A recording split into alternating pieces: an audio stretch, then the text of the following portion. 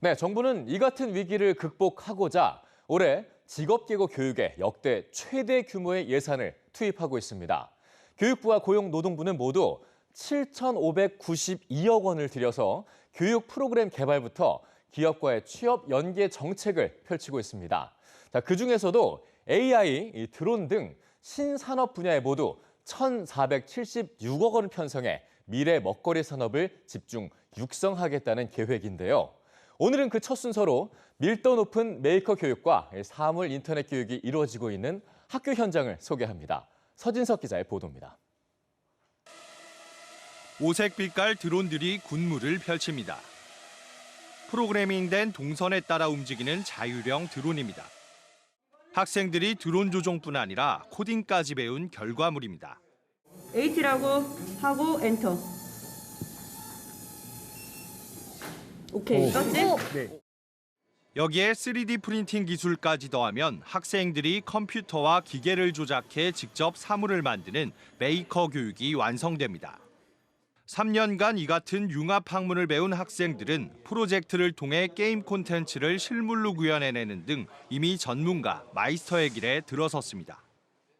처음에 만들다 보면은 무조건 시행착오란 게 있듯이 잘 안 돼요. 근데 이제 그것들을 개선해 나가고 결론적으로 완성품이 만들어졌을 때 느끼는 쾌감은 진짜 어느 쾌감보다도 더 엄청난 것 같아요. 대기업 출신 교사들은 학생들의 든든한 조력자입니다.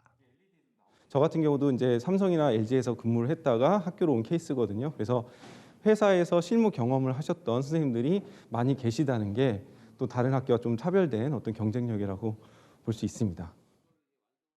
프로그래밍을 밀도 높게 가르치는 사물 인터넷과도 있습니다. 1학년 땐 아두이노 같은 기본적인 코딩을 2, 3학년 땐 C 언어와 파이썬처럼 현장에서 쓰이는 언어를 배웁니다. 고등학교 3학년이 되면 대학교 2학년 수준의 프로그래밍 실력을 갖출 수 있는데 해커톤 같은 각종 대회에서 우승을 한 일부 학생들은 졸업과 동시에 한국은행이나 금융감독원 같은 기관에 입사하기도 합니다. 메타버스 기반 핀테크 대회라고 현직자분들이나 대학생분들이 준비하시는 대회였는데 실제로 참가해서 수상도 했었던 경험이 있어서 그런 걸 보면은 교육 수준이 대학교 수준 정도는 되는 것 같습니다. 고용노동부는 정규교과와 별도로 직업계고 학생들이 기업 실무에 필요한 최신 교육을 매년 최소 100시간씩 받을 수 있도록 지원합니다. 2018년에 6개 학교에 시범 도입된 이 사업은 올해 30개 학교, 40개 학과로 확대됐습니다. 전공에 대한 이수 시간이 조금 부족한 면이 있었습니다. 기업에서도 많이 그렇게 말씀하셨고요. 그래서 미래유망 분야 양성 사업을 통해서 그 부족한 전공 분야에 대한 훈련 시간을 좀 더 보완을 할 수가 있었거든요. 직업계고 학생들은 이미 대학 수준의 교육을 받으면서 취업에도 한 걸음 더 다가가고 있습니다. EBS 뉴스 서진석입니다.